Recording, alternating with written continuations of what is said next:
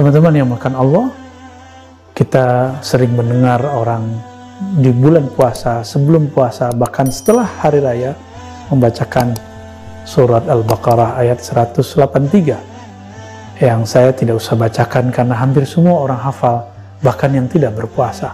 Tapi saya akan mengambil kalimat di situ, diwajibkan atas kalian wahai orang beriman berpuasa, siyam atau saum, jamak plural dari saum, kama kutiba alal ladzina min qablikum, sebagaimana diwajibkan atas orang-orang sebelum kamu. Siapakah orang-orang sebelum kamu itu? Nabi Muhammad, orang-orang sebelum beliau adalah Sayyidina Ismail, Sayyidina Ishaq. Mereka adalah pendahulunya Rasulullah SAW. Min qablikum, orang-orang sebelum kamu. Artinya, puasa itu adalah salah satu amalan yang tua. Apakah sebelum Nabi Ibrahim ada? Ada.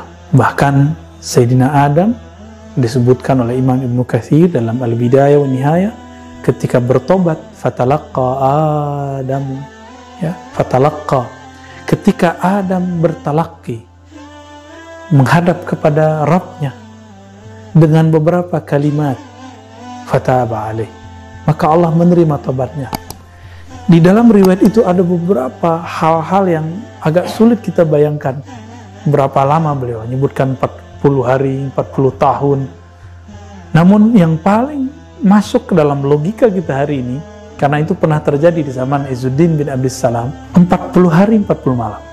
Bahkan dalam Bible sendiri, orang-orang Israeliat sangat faham ini. Nabi Musa di dalam Gua Tursina itu tidak makan, tidak minum arba'ina yauman, 40 hari. Kenapa digenapkan dari 30 jadi 40? Karena beliau mencuci mulutnya karena merasa bau, disebabkan oleh berpuasa.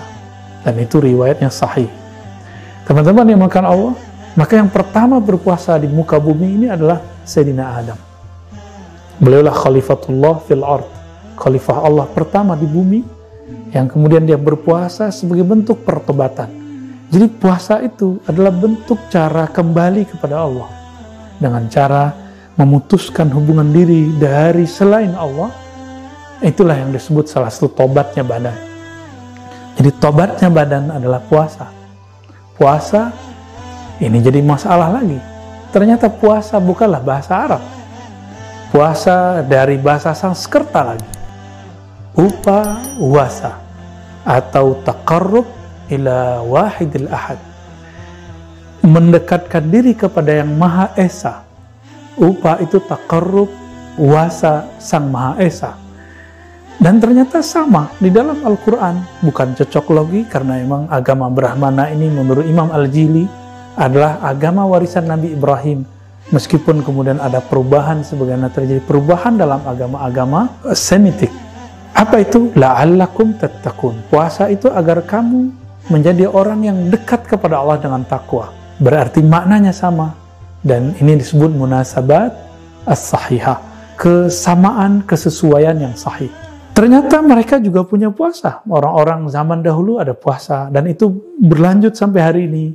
Di kalangan ahli kitab sampai hari ini ada puasa.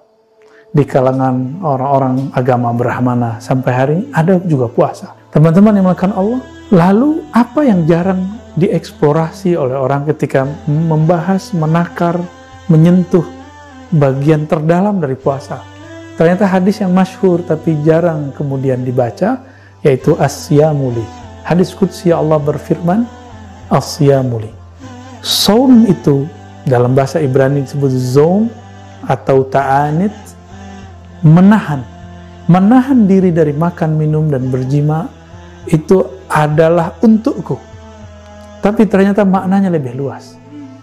Menahan dirimu daripada selainku, itulah yang disebut li. Itulah li bagiku. Inilah yang dikatakan oleh Imam Ibn Arabi. Orang yang berpuasa, sebenarnya dia telah wusul kepada Allah. Karena Allah langsung mengatakan li. Dia milikku. Maka sang saim, orang yang puasa itu, dia langsung dalam genggaman Allah Subhanahu wa Ta'ala. Tinggal kesadaran dia kepada Allah. Di mana bentuk kesadaran itu muncul? Ketika di lafaz hadis, di pertengahan hadis, Nabi kemudian mengatakan, idza sabahu ahadun aw syatamahu, jika ada seseorang mencaci makinya atau mengata-ngatainya, falyaqul inni sha'im, katakanlah aku puasa. Maka saat itulah puasa naik dari puasa fisik menjadi puasa non fisik, puasa emosi. Emosi bukan pada fisik, emosi itu ada pada nafsiyah kita. Ini disebut dengan saum nafsiyah. Kalau tadi saum badaniyah, istilah mungkin baru tapi sebenarnya hampir sama dengan istilah-istilah yang sebelumnya. Selama ini kita baru puasa lapar haus, disebut saum badaniyah. Namun Nabi menghendaki, ayo naik lagi menjadi puasa nafsiyah, puasa menahan gejolak diri. Jika ada di sosmed kita orang berkomentar kasar, kita tidak usah layani. Bahkan kalau perlu kita tinggalkan. Jika terganggu, blokir saja, supaya tidak mengganggu layar-layar indah yang kita lihat setiap hari itu. Teman-teman yang dimuliakan Allah. Namun kemudian kita kembali ke hadis yang tadi. Nabi mengatakan, orang yang berpuasa itu bau mulutnya lebih harum di sisi Allah, bukan di sisi makhluk. Daripada apa? Daripada rihil misik, daripada kesturi. Apakah ini bau harum yang fisik? Tentu tidak. Nabi SAW lagi berbicara keharuman rohani. Keharuman yang dulu Sayyidina Musa pernah terlewatkan.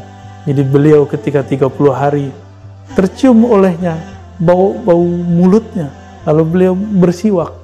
Apa kata Allah lewat malaikat? Engkau sempurnakan 10 hari lagi. Itu sebabnya Nabiullah Musa mengenapkan menjadi 40 hari. Karena beliau terganggu oleh bau mulut. Padahal Allah suka dengan bau mulut itu. Sahabat-sahabat dimakan Allah, maka 3 poin di hadis ini. Pertama, Allah mengatakan, puasamu itu, puasa apa? Inilah puasa yang boleh kita sebut puasa qalbu, puasa ruh. Puasa qalbu dan ruh yang membuang selain Allah dari dirinya, dari dalam qalbunya. Inilah yang kemudian membuat Allah mengatakan, kamu milikku. Dan yang kedua, puasa nafsiyah. Puasa orang-orang yang menjaga dirinya dari gejolak hawa nafsunya. Dan yang ketiga, rahasia puasa itu membuat bau mulutnya harum. Karena orang-orang yang berpuasa, dia tidak mengatakan kata-kata yang kasar. Dia tidak menggosipkan orang lain. Dia tidak merendahkan orang lain. Inilah keharuman hakiki dari orang-orang yang saim. Mari capai puasa seperti ini, puasa yang Allah mau, puasa yang Nabi terapkan. Nabi khuluqul Quran. Itulah hakikat puasa Nabi sallallahu alaihi wasallam. Semoga kita sampai kepada tarafat. Sallallahu ala Muhammad. Assalamualaikum warahmatullahi wabarakatuh.